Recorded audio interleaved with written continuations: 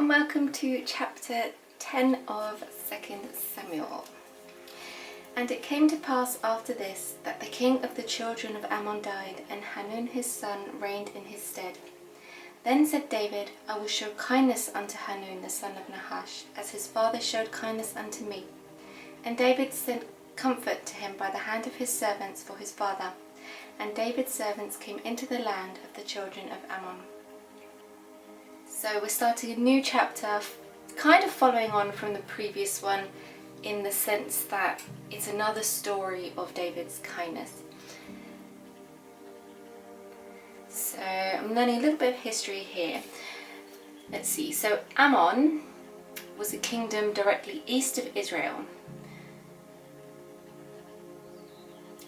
Nahash, where is he?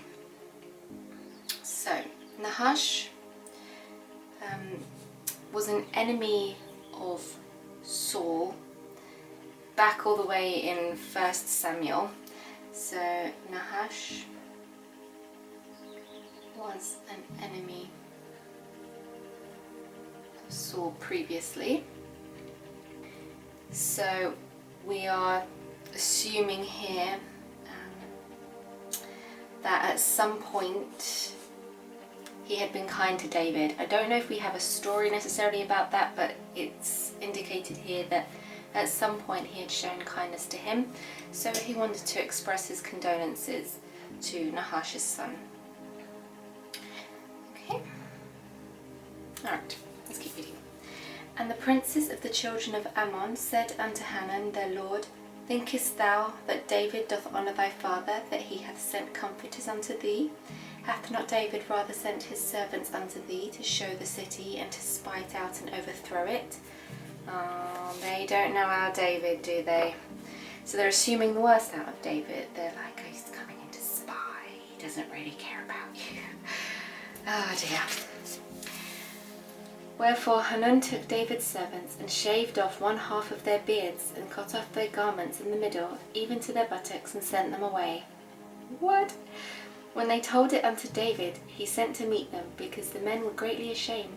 And the king said, Tarry at Jericho until your beards be grown, and then return. Oh yeah.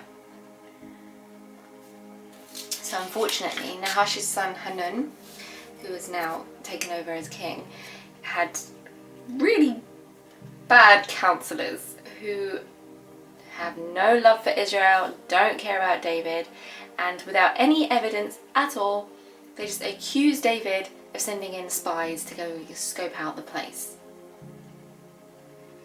And unfortunately, Hanun listened to them, and then they shaved everyone's beards and basically humiliated them with their clothes. And that's really awful, and I'm sure David's going to do something about it. Okay, so Hanun's advisors, without merit, assumed David was sending in spies. It's just trying to do something nice. How frustrating when you just want to do a nice thing and people just assume the worst out of you. Has that ever happened to you? It's sad, isn't it? Okay, so they had no love for Israel or its king, and humiliated David's servants. Poor guys, they were literally just going in to do a nice thing, and that's how they get treated. Like, that makes me sad. I don't like that. Okay. And when the children of Ammon saw that they stank before David, the children of Ammon sent and hired the Syrians of Beth-rehob and Syrians of Zobah 20,000 footmen, and of King Maacah 1,000 men, and of Ishtob 12,000 men. What? When David heard of it, he sent Joab and all the host of the mighty men. And the children of Ammon came out and put the battle in array at the entering of the gate. And the Syrians of Zobah and of Rehob and of Ishtob and Makkah were by themselves in the field. When Joab saw that the front of the battle was against him before and behind, he chose of all the choice of men in Israel and put them in array against the Syrians. And the rest of the people he delivered into the hand of Abishai his brother, that he might put them in array against the children of Ammon. So the Ammonites, after they'd done that to David's servants, realised that David was not going to be pleased. They stank before David. That's a funny way of putting it. So, i.e., David was repulsed by them. They stank. I love our English. So they were like, oh no, David be mad. So they prepared a huge army. He just wanted to give them a gift, and now it's turning into a war. Like, seriously? Oh dear. So they knew that David would just obliterate their army, so they hired extra troops, and as we can see here, like thousands and thousands of people. And then obviously Joab, instructing David's army as well, made sure that they had their side set up with their elite troops, all the mighty men. Their elite troops. They were all ready to go. I can't believe what a mess this is turning out to be. And he said, if the Syrians be too strong for me, then thou shalt help me. But if the children of Ammon be too strong for thee, then I will come and help thee. Be of good courage, and let us play the men for our people and for the cities of God, and the Lord that do that which seemeth him good. Be of good courage, like those encouraging words. And Joab drew nigh, and the people that were with him, unto the battle against the Syrians, and they fled before him. And when the children of Ammon saw the Syrians were fled, then fled they also before Abishai, and entered into the city. So Joab returned from the children of Ammon, and came to Jerusalem. So they said, we'll help each other out. So they promised to help each other. And they prayed for God's will to be done. And the Lord do that which seemeth him good. So they prayed for God's will. I love that the author includes that. That's a really important point. Whenever they go into war, well, not Saul, but whenever David and his side has gone into war, it always makes a point of noting that he prays, or someone prays to God. Not just for guidance, but for his will to be done. Even if it might not be in alignment with our will, we have to always pray, God, your will be done. So yeah, and when the Ammonites saw this, they just started running. run away. And Israel had another great victory. And they returned in triumph. So Israel had, it shouldn't have been a war in the first place. But as they were innocent, it's good that they won. Israel had another great victory and returned.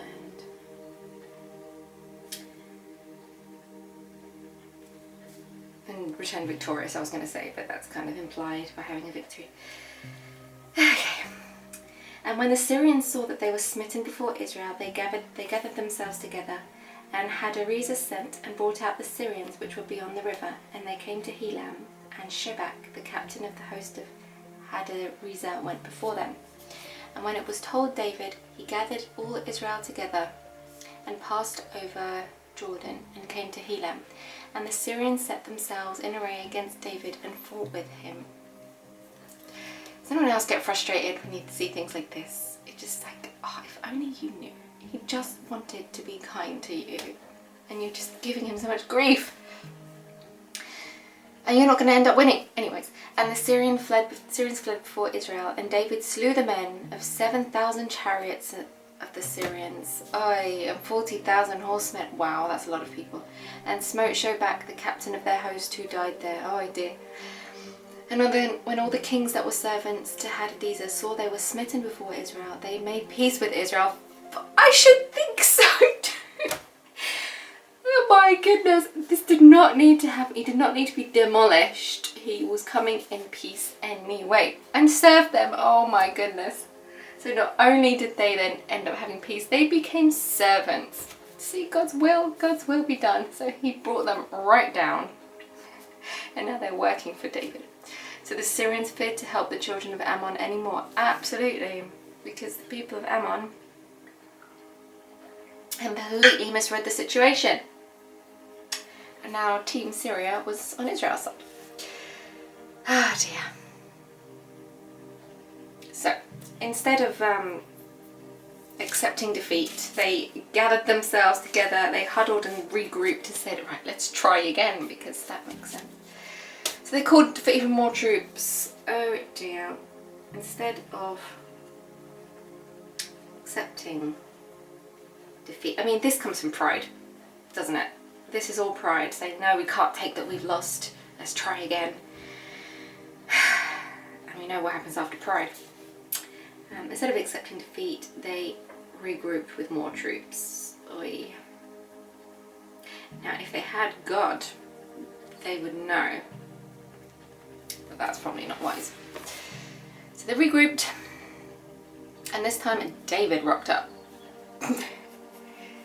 He's so bold. Oh, David showed up in person to the next battle.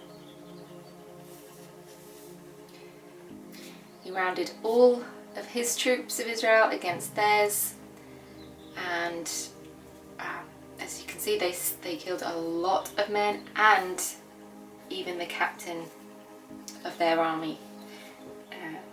Killed commander. Did not need to happen. Killed commander of their army, which would have been a huge blow to their troops.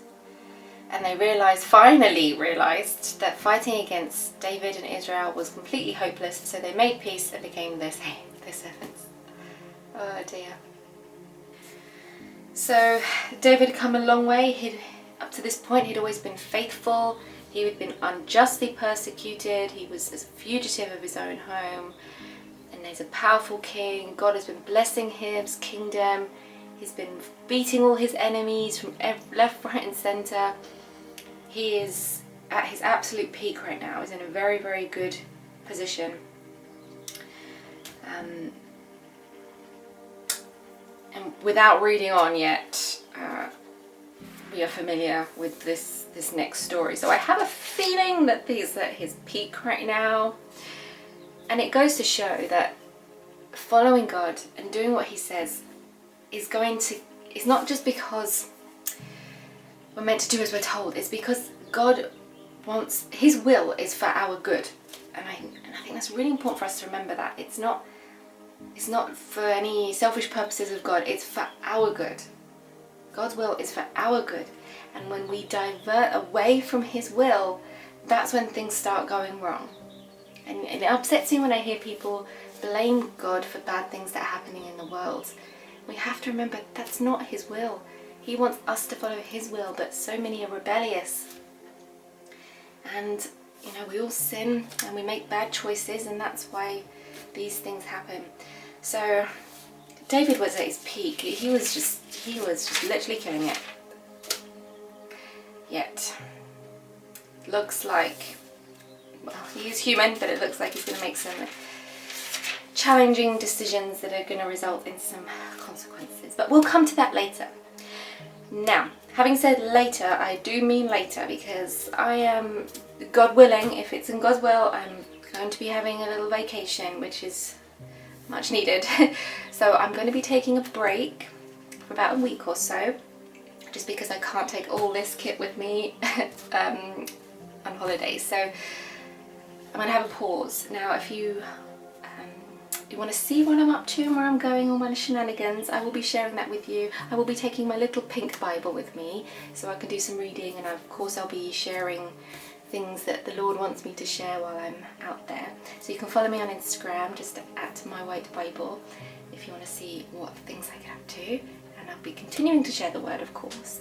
And as for the Bible study, I will come back next week and we'll continue on from chapter 11. But this feels like a good place to stop. Chapter 10, when everything is good, he's at his peak, everything's working in his favour, it's all going well. So I think that's a nice place to stop. We'll pause there. We won't look at this. Yeah, no, won't look at that. Let's close it. We're done with this for now. Yeah, but if you have any questions or comments that you want to share, please do leave them in the comments below. I love hearing your thoughts, and you make me think too. So if you want to share on YouTube, you can do that, or if you want to share on Instagram, I post this video in both places. So wherever you're watching, I will read your comments, and yeah, please do let me know what you've taken away from that so far.